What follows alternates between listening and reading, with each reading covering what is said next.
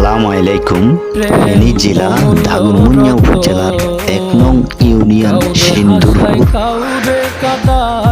৭ নং ওয়ার্ড দিলপুর গ্রামে খুব একটি সৌন্দর্য একটি গেট তৈরি করেছেন তারা প্রবাসী বা গ্রামের সবাই মিলে তাদের গ্রামের সৌন্দর্য রক্ষার্থে, তাদের গ্রামের সৌন্দর্য বাড়ার জন্য। মেন রোডের পাশে দিলপুর গ্রামের প্রথমে ঢুকতে এই গেটটি তৈরি করা হয়েছে। খুব একটি চমৎকার একটি গেট তারা তৈরি করেছেন, তাদের গ্রামের সৌন্দর্য বাড়ছে।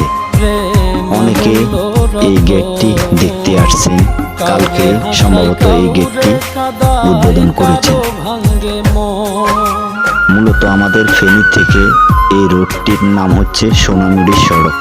ধন্যবাদ।